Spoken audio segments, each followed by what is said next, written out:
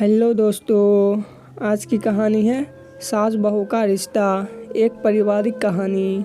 चलते हैं कहानी की ओर। यह कहानी है एक सास बहू की, जो एक सुखी और समृद्धि परिवार में रहती थी। सास का नाम अंजलि था और बहू का नाम प्रिया था।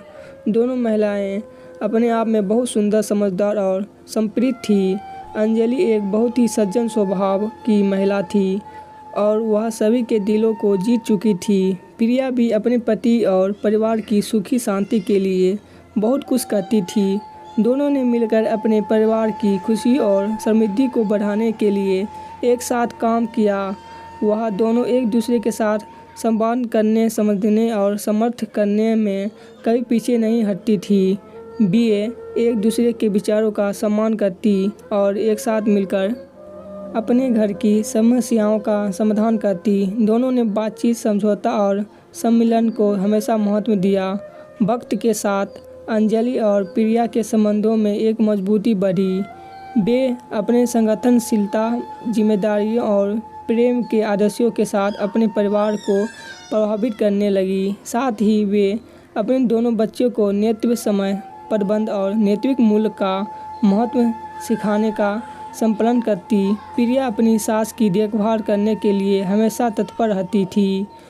वह उनकी आवश्यकताओं को समझती थी और उन्हें पूरा करने के लिए उनके लिए समय निकालती थी। दूसरी ओर अंजलि भी प्रिया की मदद करने के लिए सदैव तैयार रहती थी। एक दिन अंजलि को अचानक स्वास्थ्य समस्या हो गई। उसकी सेहत धीरे धीरे खराब हो रही थी। प्रिया तत्परता से उसे डॉक्टर के पास ले गई और उसे सही उपचार प्राप्त करवाया।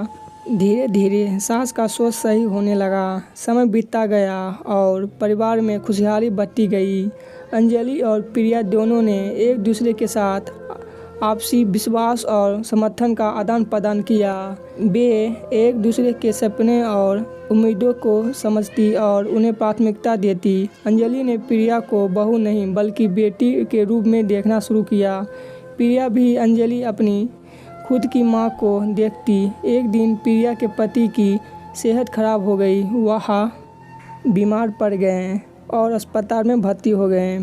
प्रिया ने अपने पति की देखभाल के लिए सभी कामों को संभाल लिया।